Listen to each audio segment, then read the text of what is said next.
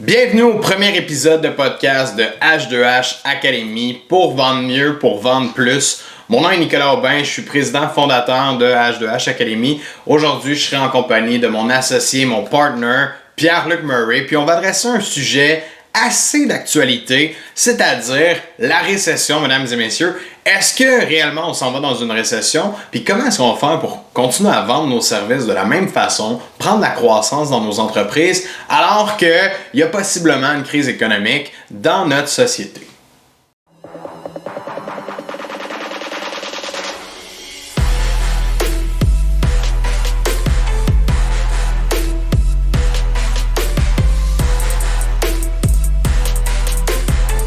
Avant de rentrer dans le vif du sujet, PL, j'ai fait une petite analyse concernant les pricing, concernant l'augmentation, parce qu'on va parler de récession. Si je regarde, puis on revient back in the days, on a toujours réussi à doubler nos pricing. Que ce soit dans Residencia, on vendait des systèmes de sécurité de base à 29,95 par mois. On a monté ça à 59,95 par mois. On a réussi à augmenter nos ventes en faisant ça.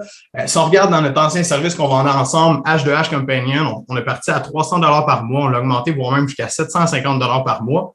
Et dans H2H Academy, on a encore une fois doublé notre pricing. Je ne mentionnerai pas le prix, mais on a encore une fois réussi à doubler nos pricing. Et tout ça dans un contexte quand même où est-ce qu'on s'en va peut-être ou peut-être pas vers une récession, right? Oui, exact. Donc, c'est effectivement vrai. Je pense que, tu sais, on a été capable de cibler où est-ce qu'elle était la résistance auprès de la clientèle, dans la clientèle niche. C'était quoi le pricing qui était correct pour la valeur du service, pour que quand la douleur est assez étirée, que le client trouve apaisante la solution, puis que le retour sur investissement fasse du sens pour lui ou pour elle. Donc, définitivement, on a été capable de l'augmenter là. Mais maintenant, on se pose la question, qu'est-ce qu'on fait avec un prix qu'on avait de la résistance dans un contexte où tout le monde avait du cash qui s'en leur sortait par les oreilles parce que les taux d'intérêt étaient à 1,64 ou 1,84, 1,74. La réalité est tout autre aujourd'hui. Oui, exactement, parce que là, on s'en va dans un contexte qui semble être moins facile financièrement pour l'ensemble des gens, du moins en Amérique du Nord ici. Qu'est-ce qu'il faut qu'on fasse avec nos prix? Est-ce qu'on doit s'ajuster? Est-ce qu'on doit garder nos prix, les augmenter? Je veux qu'on en parle un peu tantôt parce que je suis sûr qu'il y a beaucoup de gens qui se posent cette question-là. On le voit déjà avec des gens à qui on parle, que ce soit des étudiants, que ce soit même des clients potentiels, des gens qu'on rencontre. On le voit là, que les gens sont un peu stressés par rapport à ça puis ils se posent des questions. Donc, ça m'apporte vraiment dans le sujet la vente pendant la récession. Qu'est-ce qu'on fait pendant une récession pour vendre? Puis, avant de rentrer là-dedans, restez avec nous parce qu'on va en parler tantôt. Avant de rentrer là-dedans, est-ce qu'on est vraiment dans une récession? En ce moment, c'est vraiment un contexte qui est très, très particulier. Tu sais, depuis le début de l'année, on a un déclin à la bourse qui baisse comme constamment. On est à peu près en moyenne à moins 20% là, sur le marché boursier, mais ça tend pas à plonger là, comme en 2008, où je pense qu'on avait fait moins 50, moins 55%, parce que c'était beaucoup plus extrême. Mais, tu sais, une récession, là, dans la façon la plus simple de l'expliquer normalement, c'est 2 trimestres dans le rouge, puis des pertes d'emploi, une augmentation du taux de chômage. Ça peut être suffisant pour déclarer on est en récession. L'enjeu spécifique en ce moment, c'est que malgré le fait que la chaîne d'approvisionnement est troublée, il y a encore une pénurie d'emplois. Il manque des employés partout.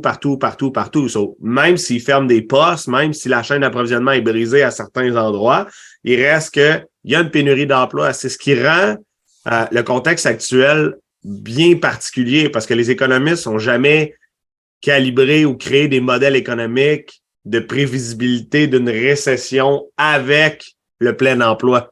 C'est comme un non-sens. La réalité actuelle, par contre, c'est que les gens ont moins d'argent dans leur poche. Le taux d'inflation augmente sans arrêt parce que le contexte de guerre en Ukraine qui a fait augmenter le prix du gaz, de façon importante. L'inflation, ben, tu sais, puis ça, le gaz, c'est la chaîne d'approvisionnement après ça de tout ce qu'il y a sur les tablettes qui coûte plus cher. Donc, l'inflation est un peu hors de contrôle. Donc, il augmente les taux d'intérêt. Donc, il y a une panoplie de gens qui ont signé des maisons en surenchère à taux variable en ce moment, puis qui s'arrachent les cheveux de sa tête, puis qui font un peu comme moi, là, ils en perdent un petit peu. Donc, l'idée, c'est techniquement, on n'est pas dans une récession, mais la peur collective, elle est très présente. Parce qu'on en entend parler maintenant à tous les jours. Là. C'est plus difficile, les gens ralentissent. On a même vu une étude, on l'a lu toutes les deux. Là. Cette semaine, il y a une étude là, qui est sortie aux États-Unis. 71% des gens qui habitent aux États-Unis, dans une étude, on dit qu'ils mettaient sur pause toutes les grosses dépenses qu'il y avait de prévues. Acheter un nouveau char, des rénovations, des choses comme ça. Donc, ils sont vraiment sur la pédale à break parce qu'ils attendent de voir qu'est-ce qui s'en vient. OK. Moi, ça m'apporte à me poser une question. Si c'est pas une récession, justement, tout ça là, sur papier, là, tu dis ça prend 2 trimestres dans le rouge, ça prend une perte d'emploi, dans le fond, beaucoup de chômage, un haut taux de chômage, j'imagine. Mais si c'est pas une récession, c'est quoi? Parce que clairement, c'est quelque chose qu'on vit tous puis qui est pas dans la normalité de l'économie, qui ne tient pas la route parce que tout coûte plus cher, les gens baissent leur mode de vie. On l'a vu dans l'étude, 71% des gens décident de couper sur les gros achats, ces choses-là. Est-ce que le coût de la vie augmente tellement que les gens sont pas capables? Mais il y a de l'emploi, puis même qu'il manque des gens dans plusieurs départements, mais ça reste qu'il y a beaucoup de monde qui ont de la misère à joindre les deux bouts quand même. Peut-être parce qu'ils ont pris des mauvaises décisions, peut-être parce que justement, ils ont acheté dans un contexte de pandémie une maison 2 fois le prix, puis que là, ça l'a baissé un petit peu, etc. Mais si c'est pas une récession, moi, j'imagine qu'on va donner un nom à ça éventuellement. Hein. En fait, je pense que l'enjeu qui bug les économistes actuellement, c'est que le modèle théorique qui a toujours été étudié, il y avait des paramètres clairs. Mais le paramètre du plein emploi en contexte de récession, ça n'a jamais été lieu. En 2008, là, les gens se pitchaient en bas des buildings aux États-Unis parce qu'ils perdaient leur job. Là. Nous, on l'a pas tellement senti ici, honnêtement, là, parce que d'ailleurs, ça devrait passer à l'histoire, là, mais Stephen Harper a comme pas mal sauvé l'économie du Canada back in the days. Là. Pour ceux qui l'aiment pas, ben, économiquement, il avait quand même fait un très, très bon travail. Alors, c'est différent. Mais la réalité actuellement, c'est que je pense que le modèle théorique n'existe pas, puis qu'il va falloir qu'il se passe quelque chose. Mais il y a aussi la peur collective nous témoigne qu'il y a quelque chose qui se passe. Parce que si un économiste annonce on est en récession, c'est sûr que là, ça fait pas juste créer la peur, là. C'est réel, là, tu sais. Fait que voilà, tu sais. Puis, tu sais, moi, je le vois, j'ai beaucoup de gens qui travaillent dans des usines autour de moi, de la famille, etc. Puis, ils voient un ralentissement. Mais, tu sais, mettons, exemple, un ralentissement, c'est qu'il y a moins d'overtime, là. Mais il coupe pas de poste parce qu'il manque encore 25 personnes pour que l'usine roule à pleine capacité, tu sais. Fait qu'il y a encore, c'est cette réalité-là qui va rendre ça bizarre, tu sais, parce que on s'entend, pour sortir d'une récession, tu peux baisser les taux d'intérêt, ça injecte de l'argent dans la société, ou tu peux amener les gens à consommer davantage parce que quelqu'un qui achète donne de l'argent à son commerçant, le commerçant donne de l'argent à ses employés et ça fait rouler l'économie. Donc, c'est une autre belle façon de sortir d'une récession. Fait que je sais pas comment ça s'appelle, mais les indicateurs puis la peur collective nous laisse présager qu'il y a quelque chose qui se passe dans l'économie. Tu sais. Puis, tu sais, même moi individuellement, on se laque la pédale. On est prudent. On met de l'argent dans le bas de laine puis on fait attention. Tu sais. Fait, ça apporte ce réflexe-là automatiquement. Juste le fait d'en entendre parler puis de le voir alentour de nous, on dirait que ça apporte automatiquement le réflexe de dire « OK, sur quoi je peux commencer à couper, tu sais, d'un coup qu'il arrive quelque chose, d'un coup qu'on s'en va vraiment du mauvais côté, chose qu'on ne sait pas vraiment, encore une fois, parce que les indicateurs sont pas tous là pour confirmer que on va frapper une récession. Mais une chose certaine, puis moi je le vois, c'est que le pouvoir d'achat des gens, il diminue avec le coût de la vie qui augmente sans cesse. Là. Le pouvoir d'achat, il diminue énormément, puis ça fait en sorte que on dirait que les gens n'avaient pas si peur au début, continuent d'acheter pareil, même si le gaz augmente, les prix à l'épicerie augmentent, tout augmente, les maisons augmentent. On dirait que les gens continuent à dépenser quand même. Mais là, dès qu'on sort le mot récession, puis qu'on commence à en parler, il y a comme un déclic qui se fait et là, la peur s'installe immédiatement. Puis, je vais prendre une tangente par rapport à ça, puis on en a parlé souvent, mais on dirait que ça apporte les gens à dire aussi, puis ceux qui réfléchissent de façon, OK, qu'est-ce que je fais pour genre en faire plus et non pour couper, parce qu'il y a toujours deux modes de pensée dans la vie. Soit tu diminues tes dépenses, soit tu augmentes ton salaire, soit tu augmentes tes revenus. Et puis j'ai l'impression qu'il y a une grosse traite de la population qui ont décidé de faire le switch contraire, du moins dans notre environnement, dans notre groupe Facebook, H2H Academy, les top closers aussi. Il y a beaucoup de gens qu'on voit qui sont comme je veux vendre plus. Je veux aller en chercher plus pour me sécuriser, justement. Ça, tu vois, moi, c'est ma façon de penser, c'est ma façon de voir les choses, mais encore une fois, ça te ramène à un point. Si l'économie descend, comment tu fais pour vendre plus? T'sais? Ouais. Comment tu te positionnes dans un marché où le monde a peur? Le monde ne veut pas acheter, le monde ne veut pas dépenser, tu sais. Parce que c'est possible, mais dans chaque industrie, dans chaque opportunité, il y a une façon de porter et de faire une analyse qui t'amène à tirer ton épingle du jeu. C'est le post que j'ai fait hier sur la communauté était en fait là, un exercice de réflexion stratégique pour savoir quel serait le positionnement. Puis on va en parler. T'sais, si tu te fermes les yeux, tu te mets la tête dans le sable en contexte d'instabilité économique, en contexte d'instabilité politique, you miss something big. C'est sûr que ça se peut que ça se passe bien pour toi, mais si tu te poses pas cette question-là, peut-être que tu perds des avantages et des opportunités et peut-être que finalement, tu vas crever là, parce que tu t'es pas posé ces bonnes questions-là. Puis notre but aujourd'hui, c'est pas d'être des gens de théorie du complot, théorie de l'apocalypse économique. C'est plutôt comment tu peux être smart pour pivoter ta business pour aller dans un créneau qui est porteur, dans un créneau qui va te rapporter des sous pendant un contexte d'instabilité. Parce que il y en a qui s'enrichissent en malade pendant une récession. Là. Pendant la pandémie, il y en a qui ont pris des hedges de 50% de leur richesse, alors qu'il y en a d'autres qui se sont appauvris parce qu'ils ont acheté des passifs. Ça dépend comment tu veux jouer ta game puis tes cartes, mais il y a une façon de jouer stratégique pour aller tirer son épingle du jeu à la fin de la journée. Là. Mettons, je te pose la question, ça serait quoi les industries ou du moins les positionnements qui seraient bons à prendre pendant justement une récession ou un moment où ce que les gens commencent à vouloir économiser et ça serait quoi une position qui est mauvaise, quelque chose à éviter de faire, mettons? Donc, ultimement, quelqu'un qui propose du luxe doit absolument se positionner dans une niche de luxe. Parce qu'on a vu ça, là, en 2020, des gens qui vendaient des pick-up à 125 000 à des gens qui faisaient 40 000 par année, ça se voyait. Ça risque de plus se voir actuellement parce que les gens sont plus capables de se les offrir parce que souvent, ils ont eu une augmentation de liquidité par un refinancement hypothécaire ou des choses comme ça. C'était vraiment hors norme. Donc, rétablir la niche pour laquelle tu t'attaques en conséquence de ton produit. Alors, si tu es dans le luxe, tu dois attaquer une niche qui est capable de se l'offrir. Pour eux, c'est pas tant du luxe. Pour eux, c'est comme une business. C'est normal. Fait que ça, c'est une des premières choses qui était à recalibrer. Si tu visais 50% de la population pour un produit de luxe, ben, c'est plus le cas aujourd'hui. C'est impossible. Alors, à l'inverse, lorsque tu vends un produit, si tu as la possibilité de générer des économies dans ton offre de service pour un client, ça va devenir une arme de guerre franchement intéressante. Parce que dans un contexte où tout le monde a peur de sortir une pièce de son portefeuille, si tu lui dis, garde, moi, je vais t'en faire rentrer de l'argent dans ton portefeuille, tu vas économiser des sous, définitivement, que c'est un bon bet. C'est un bon cheval de course, là, l'économie, en contexte défavorable d'économie. Là, tu sais. Ouais, définitivement, puis on va en reparler tantôt. Mais tu l'as dit, quand on peut lui faire économiser de l'argent qui sort de ses poches, mais quand on peut en faire plus aussi, quand on peut donner un retour sur investissement, c'est toujours un axe qui est intéressant pour quelqu'un, autant dans un contexte de récession que dans un contexte normal. La personne qui voit les opportunités va les voir aussi là-dedans. Mettons, as-tu une industrie, mettons, une strate de la vente que tu verrais que ça, c'est un peu plus risqué de s'en aller là-dedans pendant une récession? Ben, honnêtement, je suis pas prêt à dire qu'une industrie est moins bonne qu'un autre. Par contre, ce que je remarque, c'est qu'il y a des gens qui ont dit, moi, je vais devenir courtier immobilier, ça a l'air facile de vendre des maisons. Puis ils ont fait une inférence majeure.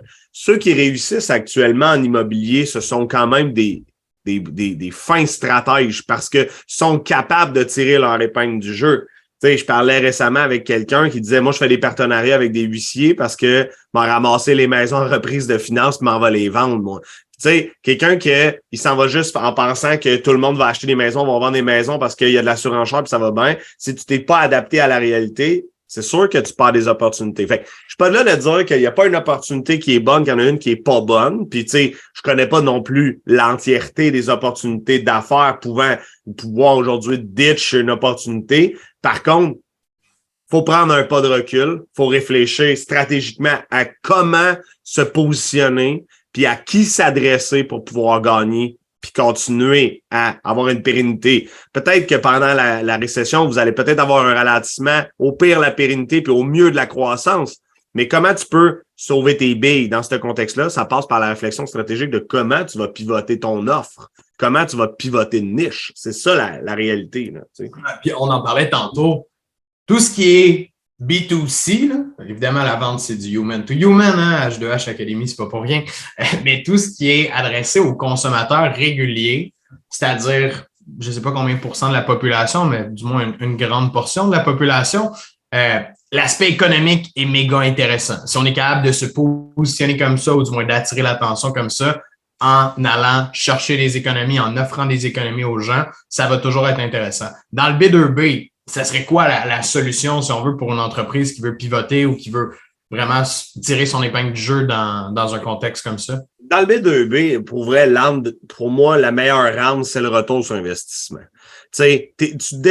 Chaque dollar que tu dépenses, sont-tu bien attribués? Est-ce qu'il te rapporte l'argent qu'il devrait rapporter? Sinon, il faut faire des coupures. Sinon, il faut changer. Fait que dans une approche de vente B2B, définitivement, le retour sur investissement va être une bonne chose. Puis, il y a des entrepreneurs qui, par exemple, vont être portés à couper des dépenses, comme changer d'agence web parce que le flat fee, c'est 2500$ pour aller vers 500$. Mais peut-être qu'à 500$, tu mets la hache dans ton retour sur investissement. Fait qu'il faut faire attention parce que couper des dépenses fixes puis couper des dépenses variables, ça peut apporter aussi des conséquences sur le retour sur investissement. Donc, c'est pas juste de couper à tout prix, mais en tant que vendeur, en tant qu'entrepreneur, la proposition de service doit créer de la valeur et elle doit être porteuse et associée au contexte. Tu sais, je veux dire, tu peux pas juste faire dépenser à ton client sachant qu'il n'y aura pas de retombées. C'est pas authentique, c'est pas parfait là en ce moment. Faut que tu puisses collaborer à ce que ton client puisse générer plus de trésorerie pour son entreprise, puis qu'à la fin de la journée, ça soit vrai. Et là, tu vas faire une différence dans l'écosystème puis dans toute l'économie. En tant qu'entrepreneur, tu vas créer de la richesse pour ton client, puis ça va t'aider. Puis en le faisant, ben tu vas chercher énormément de références. Fait qu'au B2B, au B2B, il y a potentiellement un axe de faire des économies. Ça dépend de ton produit, ça dépend de ton service. Encore une fois, on coach une panoplie de gens qui peuvent faire réaliser des économies. Mais pour l'entrepreneur, ce qu'il veut entendre en période de ralentissement économique, c'est comment je peux aller chercher ma part du gâteau dans cette instabilité-là. Comment je peux prendre un edge sur ma compétition puis moi en avoir plus pour moi. C'est ça qui est intéressant. Et donc, votre approche, votre produit, votre service doit être orienté sur est-ce que je génère quelque chose? Est-ce que je permets à mon client de s'en sortir? Puis par la bande, t'en sortir toi-même. Parce que tout le monde va gagner à générer des opportunités qui vont créer des retours sur investissement. Toi, tu fais ta commission, tu fais ta paye, ton chiffre d'affaires en tant qu'entrepreneur ou vendeur, mais ton client aussi génère du retour sur investissement et c'est ça qui est méga important dans l'équation. Ah, si on regarde un peu, c'est ça, on est plus dans le top de la food chain quand on parle justement comme ça d'une entreprise à une autre. Si tu aides une entreprise à rouler puis à aller chercher plus de clients ou à se démarquer, peu importe la façon dont tu le fais, si tu aides une autre entreprise, ben l'entreprise, ça lui permet d'aider davantage ses clients, soi-disant de faire acheter davantage ses clients, donc de combattre une récession, de combattre un endroit où est-ce que les gens arrêtent de dépenser, arrêtent de consommer, ce qui fait en sorte que ça nous implique de rentrer plus vite dans ce genre de récession-là. Fait que overall, si on regarde un peu l'ensemble de tout ça, quand tu es dans le B2B, ben, tu as un devoir envers la société dans un contexte comme ça de dire il faut que je monte mon offre de service devant les gens qui en ont besoin parce que fact is, les gens en ont besoin de ton offre de service. Si tu vends pour la bonne raison, c'est quelque chose qui aide les autres, que ce soit un retour sur investissement direct ou indirect, c'est ce qui est souvent le cas quand on fait du B2B. Des fois, on peut le calculer monétairement parlant facilement. Des fois, on va le voir sur du moyen long terme. Mais la réalité, c'est que tu aides une autre entreprise. Et cette entreprise-là, elle, à son tour, va aider que ce soit d'autres entreprises ou monsieur, madame, tout le monde, les consommateurs réguliers comme vous et moi qu'on consomme à tous les jours, ben, c'est important dans ce cycle-là de la récession. Exact. Mais honnêtement, pour tous ceux qui font du B2C, là, le mot-clé, le hot button, là, c'est économie. Économie. Comment tu peux faire sauver de l'argent à ton client? Okay? On en a plein des étudiants qui vendent des offres de services que ça coûte de l'argent aux clients, mais dans leur offre de service, ils ont une partie de la tarte que c'est pour faire sauver de l'argent. Puis, à certains points, peut-être que c'est moins payant, mais ça va être plus facile à vendre. Tu vas peut-être bien avoir plus de volume. Donc, si tu prends une tangente stratégique que tu t'en vas faire des économies aux gens, ça peut devenir très intéressant pour toi. Alors, il faut être capable de s'adapter puis de pivoter son speedboat pour être capable d'aller chercher de la vitesse puis de l'attraction, même en ralentissement économique. Fait que ça, c'est le mot-clé. L'économie va être un hook. Tu sais, qu'on le veuille ou non, ça devient le hook parce que la réalité, on est capable d'aller intéresser les gens à nous parler, à rentrer dans une transaction possible avec nous, puis on est capable de les attirer avec l'économie pendant cette période-là. La réalité, peut-être que quand tu vas parler avec ton client pendant 10 minutes, 15 minutes, 30 minutes, peu importe, tu vas définir que finalement, c'est pas ça son besoin, l'économie réellement, en comprenant puis en creusant, en cherchant les douleurs, en cherchant son besoin. Peut-être que son besoin, il est tout autre chose complètement.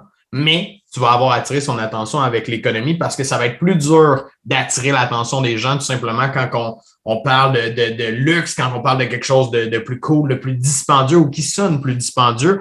Donc, tu sais, de se positionner par le prix, c'est jamais un conseil qu'on veut faire parce qu'on le sait, on va chercher un client par le prix, on sort par le prix aussi. Hein, tu sais, on sort aussi vite qu'on est rentré.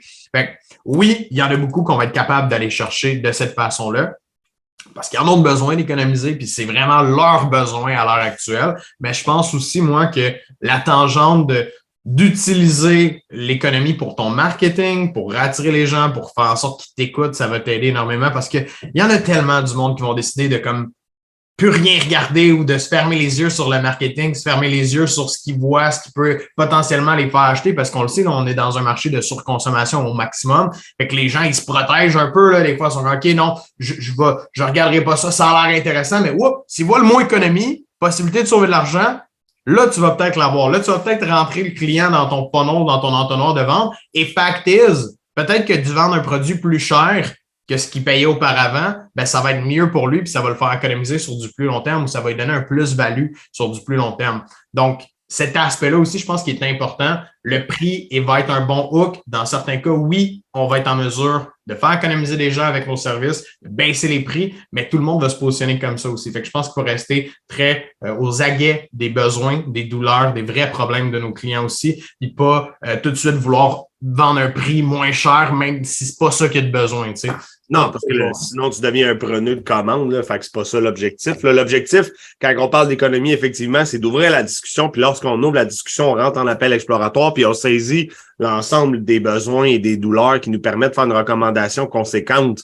T'sais, l'objectif ici, c'est pas juste de, encore une fois, le podcast H2H Academy, c'est pour vous aider à faire plus de ventes. Alors, comment on se positionne? Fait qu'en parlant d'économie, tu génères des opportunités qui te permettent de parler à des clients, puis quand tu parles à des clients, tu offres le service conséquent.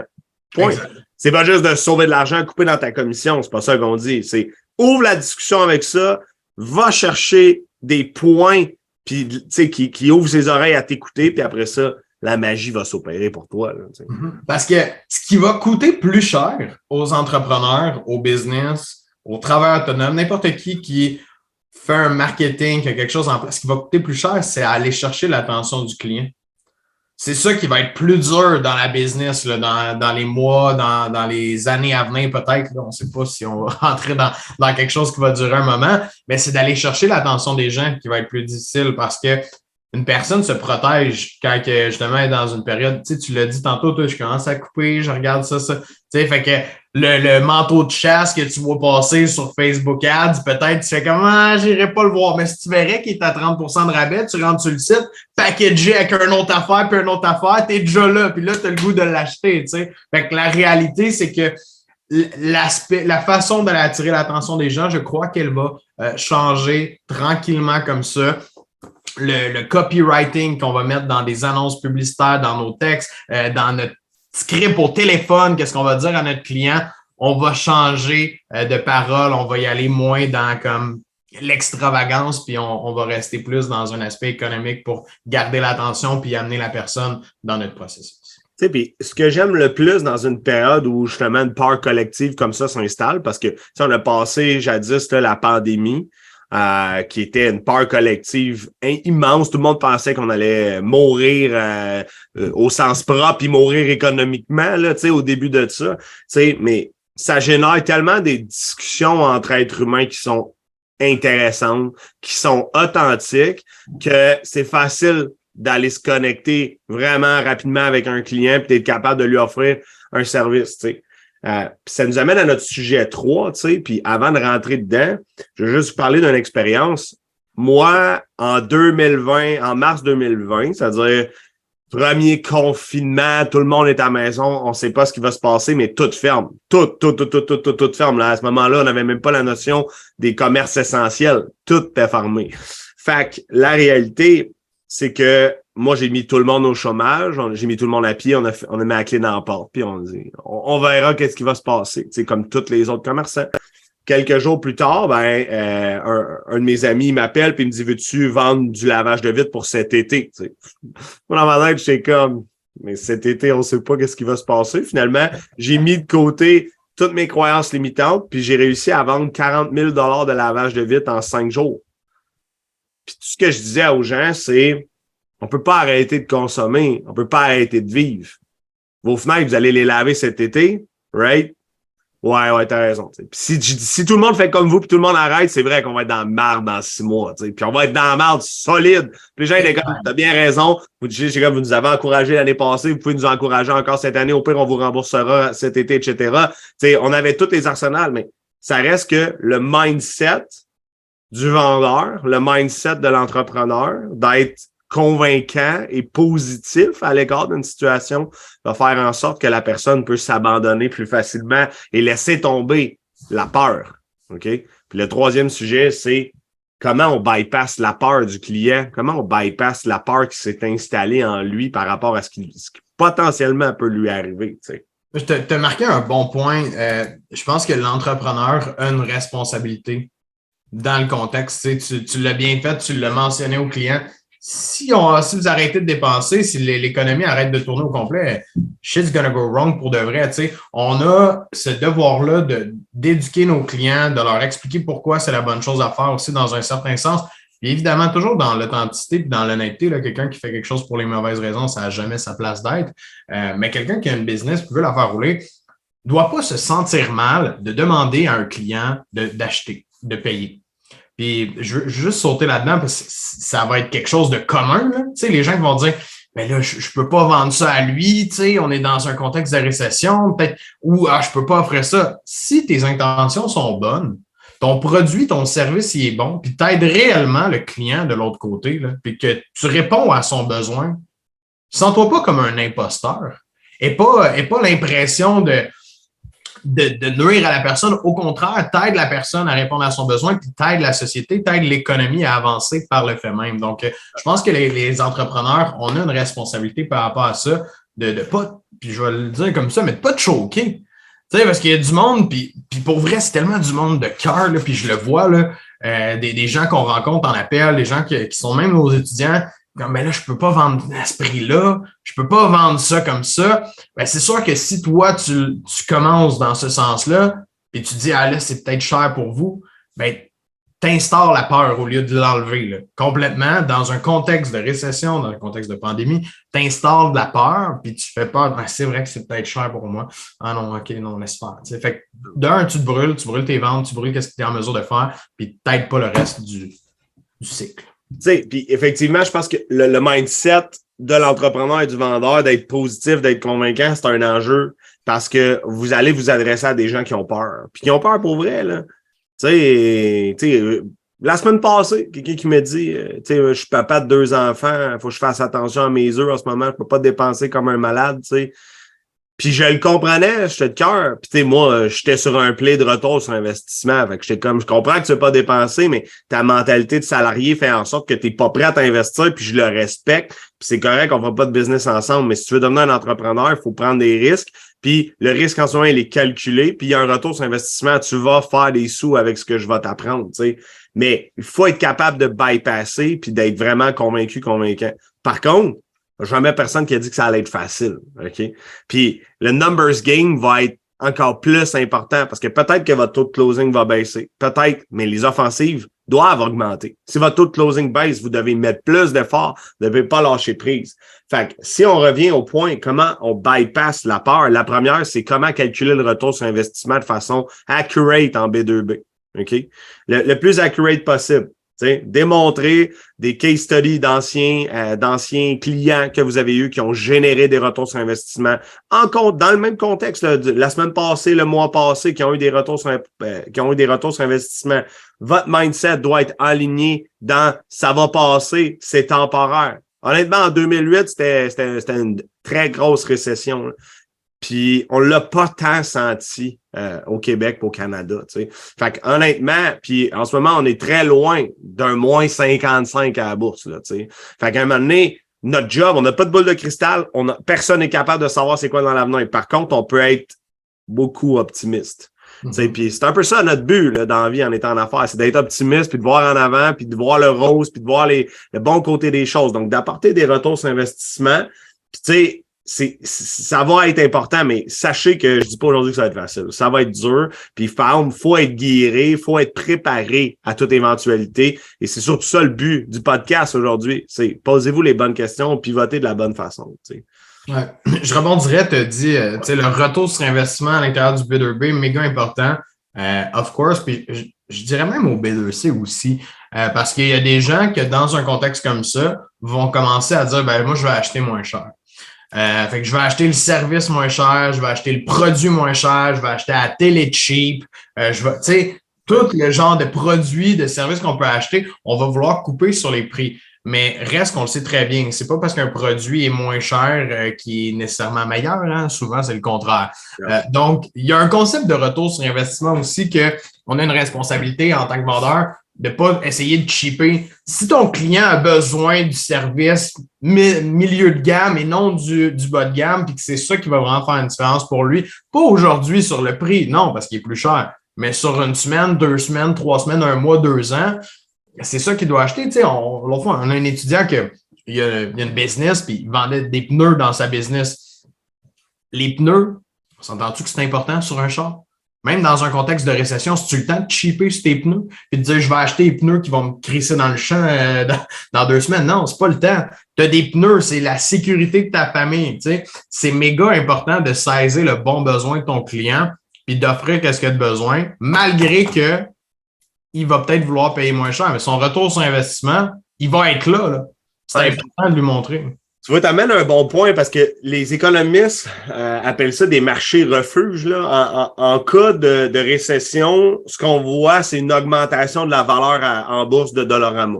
Ça, c'est l'exemple classique. Ça veut dire que les gens vont se réfugier dans l'achat de basse qualité et de faible coût pour justement peut-être de la nourriture, mais aussi ils vendent plein d'affaires cheap là-dedans. Ah oui. Mais ultimement, on voit vraiment une croissance économique. Alors souvent, ce que les investisseurs vont faire, c'est qu'ils vont pivoter un peu leur portefeuille d'investissement pour aller dans les marchés refuges comme ça. Mais ça fait juste nous témoigner du comportement du consommateur d'aller vers ça. Alors, le rôle en tant qu'entrepreneur, en tant que vendeur, c'est est-ce que tu veux t'en aller dans un cheap product, puis proposer quelque chose qui vaut pas cher, mais qui va t'apporter un paquet de troubles au niveau du customer care puis du service à la clientèle, pardon. Donc, effectivement, je pense que notre job, c'est de travailler la perception du client face à la situation, démontrer le retour sur investissement en B2C et des économies si c'est le cas, parce qu'il y a des économies à moyen et long terme si tu achètes de la scrap et qu'elle brise dans 1 an. Il y a des économies potentielles à acheter quelque chose qui est plus durable dans le temps. Mais je pense que notre job, c'est de plus que jamais trouver la bonne douleur et de faire une recommandation qui va venir apaiser la douleur. Plus que jamais. Quelqu'un qui va vendre un produit à pression pour quelqu'un qui n'en a pas de besoin, c'est vrai que ça va être dur. C'est vrai que tu vas rusher. Quoique, même en période de plein emploi, plein d'économie, on n'encouragera jamais ça de notre côté. Nous, on encourage de faire une vente authentique et sincère à quelqu'un qui a un besoin, une douleur, entre parenthèses, et que la solution l'apaise. Mais plus que jamais, ça va être important de capitaliser là-dessus. En combinant un mindset positif de progression économique, on va être capable de tirer notre épingle du jeu. Tu sais, non? Ouais, puis c'est vraiment la différence, c'est d'adapter ce mindset-là, parce que la réalité, on va toujours offrir qu'est-ce que le client a de besoin. Oui, en fonction de son budget, mais en fonction de qu'est-ce qu'il veut puis qu'est-ce qu'il a de besoin dans le long terme aussi. Fait que notre job, elle reste la même, là, en voulant dire, on reste au service de ce que le client a besoin concrètement. C'est quoi son besoin? C'est quel produit ou quel service qui va aller combler ce besoin-là à 100%. Dans le court, moyen, long terme, c'est ça qu'on doit faire, c'est présenter ce service-là. Pas une panoplie de 4 choix, 6 choix, vous avez choisi entre ceux-là. Il va prendre le moins cher. Si tu lui donnes le choix de prendre quelque chose moins cher, il est dans un contexte économique où est-ce qu'il a peur à l'heure actuelle, il va aller vers ça. Donc, notre rôle, c'est quand même d'offrir qu'est-ce que le monde a besoin. Tu sais, je parle de ça, puis ça me fait penser, quand j'étais en appart, puis j'étais plus jeune, moi, là, je chipais sur bien des affaires. Puis je me disais, si tu sais m'acheter ça, ça coûte pas cher. Tu sais, des estis de poêlonnes, là, de marde là, que tu achètes à l'épicerie, là, ou au Dollarama, justement. Là. Et moi, j'achetais tout le temps ça. Puis je pense, je dois en avoir passé 15 dans ma vie, des poêlonnes de même. Puis aujourd'hui, j'ai des poêlonnes que si ça doit faire 4 ans que je les ai jamais changées, sont A1.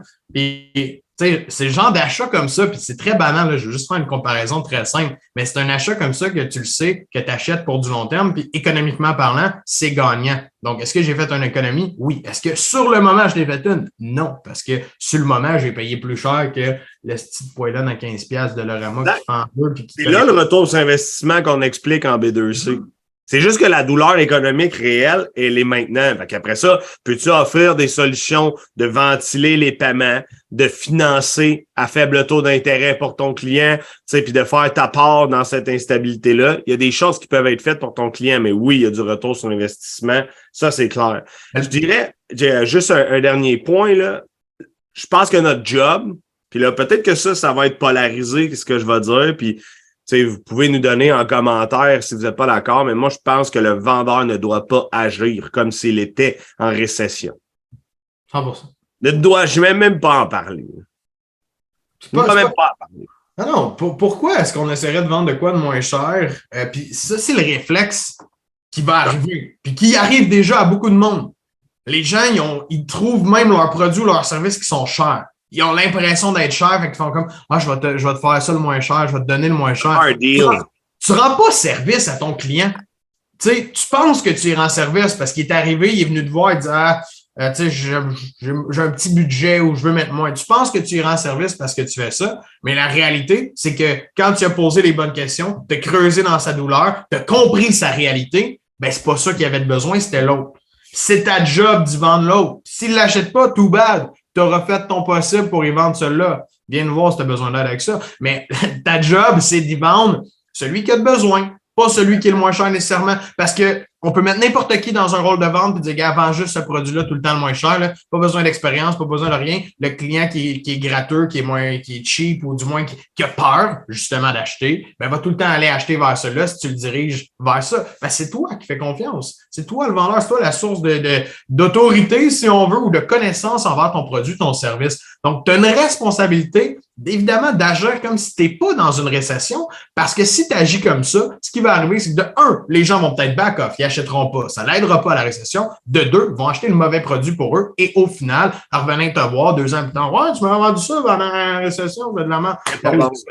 Mais puis moi, ben, pour ceux qui me connaissent, c'est sûr que je prends un angle psychologique. Si tu agis comme si tout allait mal, ça va se transcender dans ton script, ça va se transcender dans la conversation, tu vas être moins en confiance et tu vas pas induire une relation de confiance avec le client ou le prospect. Donc, super important, tu sais, je pense que sans être stupide, on doit être des gens optimistes, on doit être des gens qui sont convaincants, convaincus qu'on a le bon produit pour vous aider au bon prix, mais de là à parler, comment ça se passe pour vous la récession? Attends une minute, là, on ne rentre pas non plus dans, tu sais, je veux dire, t'es pas obligé de faire ça à grands coups de couteau dans la douleur, là, tu sais. Donc, ultimement, comment, en tant que caméléon, vous pouvez vous positionner pour tirer votre épingle du jeu, bien gagner votre vie dans une instabilité économique et peut-être en faire plus. Parce que les plus intelligents vont pivoter, les plus smart là, vont pivoter stratégiquement, puis ils vont faire pas mal plus de sous que ceux qui pivoteront pas.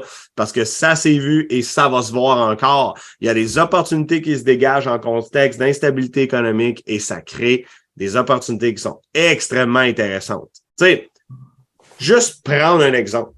On en connaît tous des gens qui ont acheté des maisons 100 000 plus chères en surenchère il y a 12 mois. Tu sais. Mais on va aussi tous connaître des gens qui vont payer 100 000 moins cher parce que c'est une reprise de finances, parce qu'ils vont avoir été patients. Alors, le Québécois qui est patient, le consommateur, l'entrepreneur, le vendeur qui est patient, qui saisit les opportunités au bon moment. Tu sais, dans une vie, payer 100 000 de trop ou 100 000 de moins, il y a un écart de 200 000. Si tu fais ça à 30 ans, une fois dans ta vie, mettre 200 000 $ dans tes poches, tu viens de scorer un coup de circuit. Là. Si tu en fais 5 de même dans ta vie, des coups de circuit, des opportunités comme ça, c'est un life changer. Life changer, game changer, c'est fou. Fait qu'ultimement, comment toi, tu peux prendre une opportunité, comment tu peux te positionner puis être dominant face à cette situation-là en alignant ton mindset, en ayant les bonnes stratégies, puis comment tu vas pivoter pour réussir dans tout ça. C'est ça les questions qu'il faut que tu te poses pour réussir en vente en ce moment. Ouais, fait que, tu sais, juste le résumé en grande ligne. Première des choses, méga important de faire une analyse du macro-environnement quand même. Être en mesure de voir qu'est-ce qui se passe dans ton domaine. Tu es un entrepreneur, tu es un travailleur autonome, regarde qu'est-ce qui se passe dans ton domaine. Est-ce que tu dois pivoter une niche? Est-ce que tu dois changer ton message pour t'adresser à ton client d'une façon différente afin de capter son attention? Parce que je le répète, la chose qui va être plus difficile, c'est le message, c'est le marketing, c'est l'approche, c'est la prospection qui va demander plus d'efforts pour intéresser les gens à venir avec nous, venir discuter parce qu'ils vont être dans un mode un petit peu plus froid d'acheter. Ça ne sera pas le bon moment pour eux. Tu en as parlé, PL, la niche client. Choisir son bon avatar. Si tu veux un produit de luxe que tu vendais à 50% de la population, ça sera probablement plus le cas. Donc, ça va être important de cibler, de targeter la bonne clientèle pour toi parce que sinon, tu vas faire beaucoup d'offensives qui ne donneront rien puis tu vas mettre ton temps au mauvais endroit, tout simplement. Exact. Je pense que ça fait le tour de tout ce qu'on avait à couvrir pour aujourd'hui. Quand même, beaucoup de contenu, beaucoup de données. Si vous avez des questions, ça va nous faire plaisir d'y répondre en commentaire. Donc, n'hésitez pas à nous écrire. On est en podcast, fait que tout simplement, vous pouvez nous écrire sur notre page H2H Academy. Vous pouvez venir vers nous, que ce soit sur YouTube, Facebook. Choisissez un des channels. On est un peu disponible sur l'ensemble des plateformes. Merci d'avoir été avec nous pendant ce premier épisode de podcast. Je t'invite à t'abonner, à nous suivre. Tu peux même venir nous rejoindre dans le groupe H2H Academy, les top closers, où tu pourras retrouver 100% de notre contenu dirigé pour toi en tant qu'entrepreneur, travailleur autonome. Dans notre contenu, notre objectif, c'est toujours de te donner des outils, de te donner des méthodes afin de faciliter le développement des affaires dans ta business et d'obtenir plus de ventes au final. Donc sur ce, on se dit au prochain épisode. N'oublie pas de t'abonner.